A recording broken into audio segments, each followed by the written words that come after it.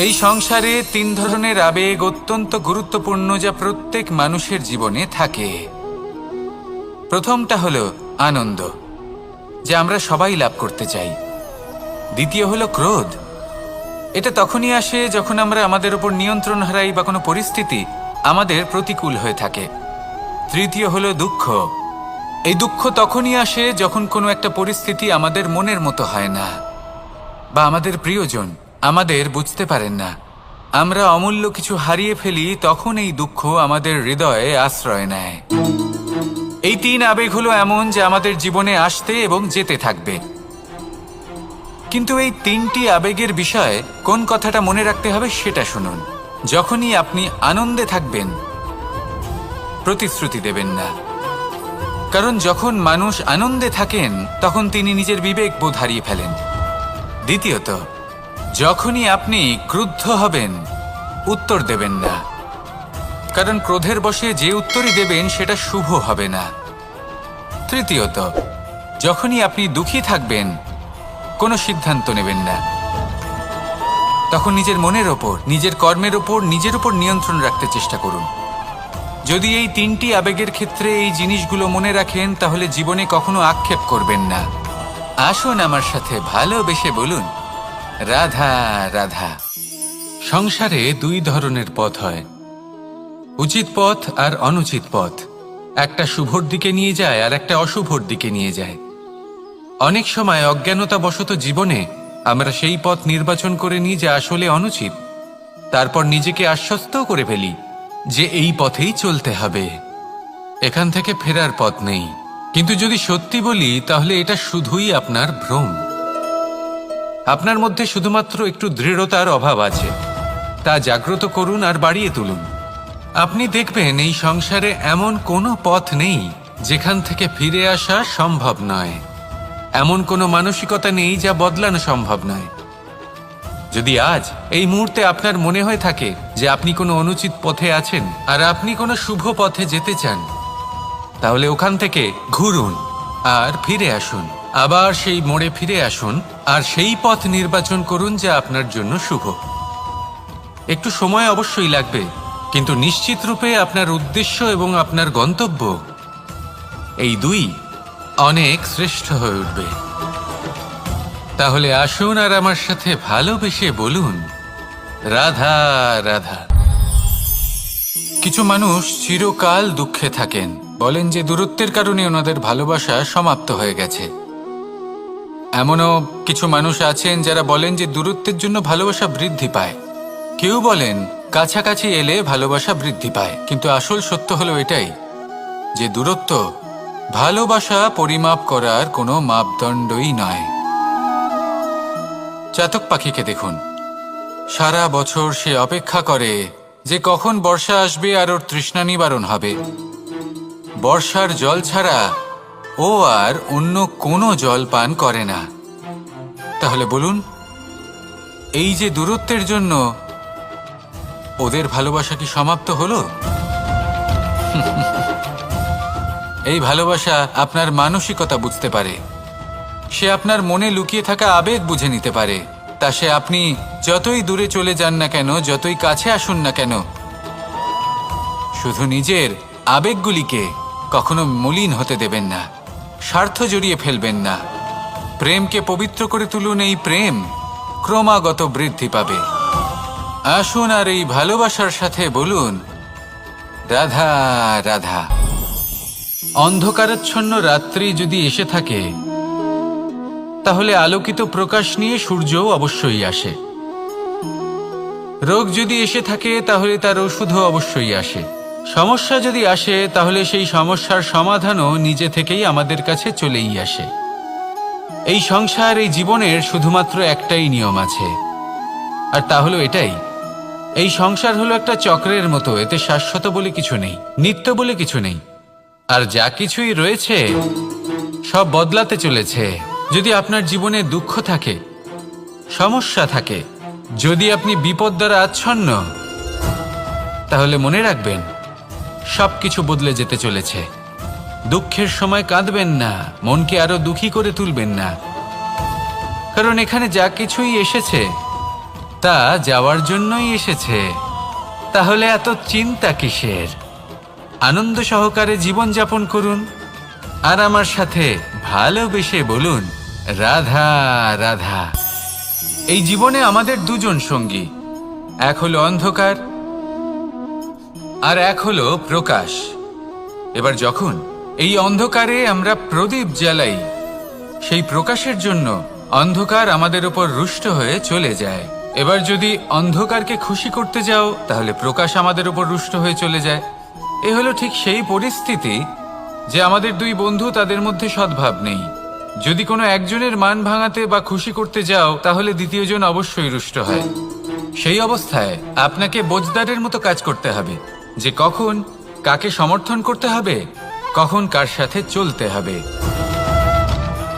যদি পারেন তাহলে সকলকে একসাথে নিয়ে চলবেন। যদি কোনো মানুষের মধ্যে বনিবনা না হয়, তাহলে তাদের মধ্যে সামঞ্জস্য বজায় রেখে সংসারের রীতিনীতির চক্র চালিত করা, এটাই তো হলো মনুষ্য জীবন। এবার এটা কিভাবে করা সম্ভব? শুধুমাত্র প্রেমের দ্বারা। তাহলে এইভাবেই সবাইকে প্রেমের দ্বারা বেঁধে রাখুন আর আমার সাথে ভালোবেসে বলুন, রাধা রাধা। এই সংসারে ভিন্ন ভিন্ন ধরনের গাছ আছে, অসংখ্য ধরনের প্রজাতি আছে। কিছু গাছ পাতা দিয়ে থাকে, কিছু ফুল, কিছু ফল। কেউ ছায়া প্রদান করে, কেউ শীতলতা প্রদান করে, কেউ নিজেকে খুব কষ্ট দিয়ে এই সংসারের বিকাশে সহায়ক হয়ে ওঠে। কিন্তু এই সবার মধ্যে একটা বিষয় কিন্তু সমান। এরা প্রত্যেকেই পাতা ছাড়া, ফুল ছাড়া, ফল ছাড়া জীবিত থাকতেই পারে, কিন্তু কোনো বৃক্ষই শিকড় ছাড়া বেঁচে থাকতেই পারে না। এটাই হলো রাধার। ঠিক সেইভাবেই আমাদের জীবনে শক্তি হোক, ধন হোক বা সাফল্য হোক, আমাদের বা আমাদের পরিবারের প্রসন্নতাই হোক, এই সব কিছুর আধার হলো, সবকিছুর মূল হলো পরিশ্রম। তাই জীবনে চিরকাল পরিশ্রম করতে থাকুন। যদি আপনি জীবনে মহান হবার পথে অগ্রসর হতে চান, তাহলে পরিশ্রম করুন। এই পরিশ্রম দ্বারাই নিজের পরিবারকে প্রসন্ন করুন, নিজের বন্ধুদের প্রসন্ন করুন, এই সমাজকে গর্বিত করুন। আসুন আমার সাথে ভালোবেসে বলুন, রাধা রাধা। বাসাংসি জীর্ণানি যথা বিহার, নবানি গ্রহাতি নরোপরানি, তথা শরীরানি বিহায় জীর্ণা, ননিয়ানি সয়াতি নবানি দে। আত্মার কখনোই মৃত্যু হয় না। আত্মা শুধু শরীর বদল করে, রূপ বদল করে। আর যেখানে আত্মার মৃত্যু হতে পারে না, সেখানে প্রেম কিভাবে সমাপ্ত হতে পারে? কারণ প্রেম হলো নিজেই পরমাত্মার রূপ। কখনো সে সীতার খোঁজে বনে বনে ছুটে বেরিয়েছে, কখনো সে রাধার প্রেমে বনকে বৃন্দাবন রূপে সাজিয়ে তুলেছে, কখনো সে কানাই রূপে গোকুলবাসীদের মন জয় করে নিয়েছে, আবার কখনো সে মাখন চোর নন্দলালের রূপে সবার মনে ভালোবাসার স্রোত বইয়েছে। কখনো নিজের হাতে বাঁশি নিয়ে তাতে ভালোবাসার সুর তুলেছে, আবার কখনো নিজের আঙুলে সুদর্শন চক্র ধারণ করে ধর্ম এবং প্রেমের বিরোধীদের সংহার করেছে। কখনো সে যশোদানন্দন হয়ে গোকুলে অনেক লীলা করে বেরিয়েছে, আবার কখনো দেবকী নন্দন রূপে কংসের লীলার পরিসমাপ্তি ঘটিয়েছে। কখনো যুদ্ধ বিমুখ হয়ে প্রজাদের রক্ষা করেছে, আবার কখনো ধর্ম রক্ষার জন্য সে যুদ্ধে অবতীর্ণ হয়েছে সারথীর রূপে, এবং এই সংসারকে গীতার জ্ঞান প্রদান করেছে। এই ভালোবাসা নয় তো কি? যে গোলকে নিজের রাধাকে হারানোর পরে নিজেও পৃথিবীতে অবতীর্ণ হয়েছে এই সংসারকে প্রেমের শিক্ষা দিতে। এ প্রেম ছাড়া আর কি যে বৈকুণ্ঠে নিজের লক্ষ্মীকে হারিয়ে সেই সংসারে শ্রীনিবাসের রূপে এসেছে, এই সংসারে নিজের ভালোবাসাকে পেতে এসেছে। এই প্রেম হলো অনন্ত, এর যাত্রা হলো অনন্ত। এবং এই প্রেম, যার যাত্রার কোনো অন্ত নেই আর যার প্রভাব হলো সুগভীর, সেই পরমাত্মারূপী প্রেমকে এই প্রেম দূতের প্রণাম। আসুন আর আমার সাথে ভালোবেসে বলুন, রাধা রাধা। এই সংসারে সবাই বলেন, আমি অর্জুনের মতো হয়ে উঠতে চাই। সবাই চায় যে তারাও যেন অর্জুনের মতো গান্ডীব লাভ করে। তারাও চায় যে তাদেরকেও মহাদেব এসে পশুপতি অস্ত্র দান করবেন। তারাও এটাই চায় মহাভারতের মতো মহাসংগ্রামে বিজয়ী হতে। কিন্তু সবাই ভুলে যান যে অর্জুন যা হতে পেরেছিলেন সবকিছুই অর্জন করেছিলেন। যদি আপনিও অর্জুনের মতো গান্ডীব লাভ করতে চান, তবে আপনাকেও তার মতোই শ্রেষ্ঠ কাঠ নির্বাচন করতে হবে। সেই কর্ম আপনাকেই করতে হবে। তার প্রত্যঞ্চা যাতে তীব্র হয়, তার জন্য আপনাকে সর্বশ্রেষ্ঠ দড়ি খুঁজে বের করতে হবে।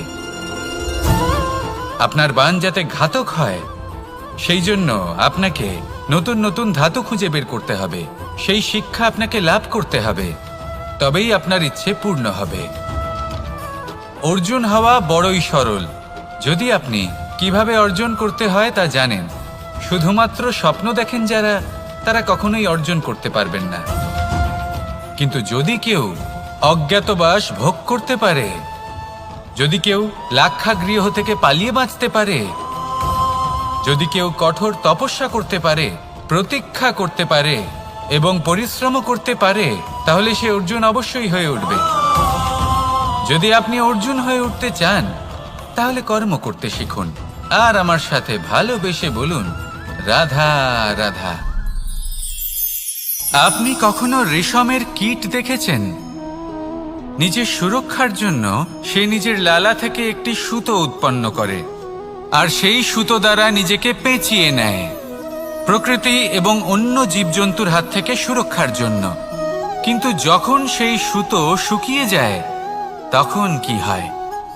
তা একটা খোলসে পরিণত হয়, এত সবল হয়ে যায় যে সেই রেশমের কীট তা ভেঙে বাইরে বেরিয়েই আসতে পারে না। শেষ পর্যন্ত এই কারণেই সে মৃত্যু লাভ করে। এবার যদি একটা প্রজাপতির কথা বলি, তাহলে প্রজাপতি কি করে? যখন সে উড়তে চায়, সে নিজেই নিজের খোলস ভেঙে ফেলে। সে তার পাখনা মেলে আর তারপর সে আকাশে উড়ে বেড়ায়। এটাই হলো শিক্ষা আমাদের জন্য। যদি আমরা আকাশে উড়ে বেড়াতে চাই, তাহলে আমাদেরকেও অন্তর থেকে সেই খোলস ভাঙতে হবে, অর্থাৎ নিজেদেরকে বন্ধন থেকে মুক্ত করে দিতে হবে। সুরক্ষার জন্য কোনো বাঁধনে জড়িয়ে পড়া, এ হলো সবথেকে বেশি অসুরক্ষিত কার্য। জীবনে সুরক্ষার ভয় থাকাটা উচিত, কিন্তু তা যদি অত্যাধিক হয়ে যায়, তাহলে তা আপনাকে এতটাই দুর্বল করে দেবে যে আপনি নিজেরই সুরক্ষার চক্র ভেঙে বেরোতেই পারবেন না। যদি আপনি নবনির্মাণ করতে চান, তাহলে আপনাকে নিজের এই সুরক্ষা কবচ ভেঙে বেরোতেই হবে। সাহসের সাথে পরিশ্রম করতে হবে। আর যদি আপনি এটা করতে পারেন, তাহলে আপনার উড়ান কেউ আটকাতে পারবে না। আসুন আমার সাথে ভালোবেসে বলুন, রাধা রাধা।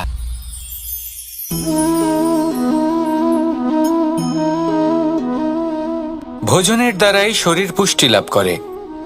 ছোটবেলা থেকে আজ পর্যন্ত যাই আপনার ভোজন হয়ে থাকুক, যাই আপনার আহার হয়ে থাকুক, সেই অনুসারেই আপনার শরীর গঠিত হয়েছে। এই ভোজন অত্যন্ত গুরুত্বপূর্ণ, সেই জন্য এর প্রত্যেক অংশকে বোঝা খুব আবশ্যক। প্রথম অংশ, যে আমরা কি গ্রহণ করছি, এই ভোজন কোন স্থান থেকে আসছে সেটা বুঝুন। দ্বিতীয় অংশ, ভোজন কে বানাচ্ছেন। এই ভোজন সর্বশ্রেষ্ঠ তখনই হয় যখন মাতার হাতে তৈরি করা ভোজন হয়। কিন্তু যদি মাতার তৈরি করা ভোজন আপনি প্রাপ্ত নাও করতে পারেন, তাহলে সেই ব্যক্তির ভোজন তৈরি করা উচিত যিনি সাত্ত্বিক। তৃতীয় অংশ, কোন স্থানে আপনি ভোজন গ্রহণ করছেন। যে স্থানে আপনি ভোজন গ্রহণ করছেন তা সাত্ত্বিক হওয়া উচিত। তাহলে অত্যন্ত গুরুত্বপূর্ণ। এবং চতুর্থ সবথেকে গুরুত্বপূর্ণ অংশ, তা হলো এই ভোজন আপনি যার দ্বারা প্রাপ্ত করেছেন, যেখান থেকে প্রাপ্ত করেছেন, যে স্থানে বসে আপনি ভোজন গ্রহণ করছেন তার প্রতি কৃতজ্ঞতা প্রকাশ করুন এবং ভোজন পূর্ণরূপে সমাপ্ত করুন। তবেই এই ভোজন আপনাকে সুখী জীবন দান করবে, সুস্থ শরীর দেবে, আর এই মন তা সুপ্রসন্ন হয়ে বলবে, রাধা রাধা। যদি আমি কোনো বনে যাই, কোনো নির্জন বনে, সেই বনের বিষয়ে, সেই পথের বিষয়ে, গাছপালার বিষয়ে, পশুপক্ষীর বিষয়ে আমার যদি কোনো জ্ঞান না থাকে, সেই বনের ক্ষুদ্র থেকে ক্ষুদ্রতর অংশের বিষয়ে যদি আমার কোনো জ্ঞান না থাকে, তাহলে হতেই পারে সেই বনে কোথাও আমি হারিয়ে যাব। হয়তো এমনভাবে হারিয়ে যাব কোনোদিনও বাইরেই বেরোতে পারবো না। তাই সেই বনের বিষয়ে জ্ঞান লাভ করা আবশ্যক। এটাই হলো শিক্ষা। জীবনে বেশিরভাগ মানুষই কেন অসফল হন? ওনারা একটা লক্ষ্য স্থির করেন, কিন্তু সেই পথের বিষয়ে তারা পর্যাপ্ত জ্ঞান অর্জন করেন না। সেই পথে কি বিপদ আসতে পারে প্রত্যেকটা পৃষ্ঠার জ্ঞান তাদের নেই, আর সেই জন্যই তারা অসফল হন। আপনি জীবনে যখনই কোনো লক্ষ্য স্থির করবেন, কোনো লক্ষ্য সাধন করবেন, পরিকল্পনার সাথে সেই পথে অগ্রসর হন।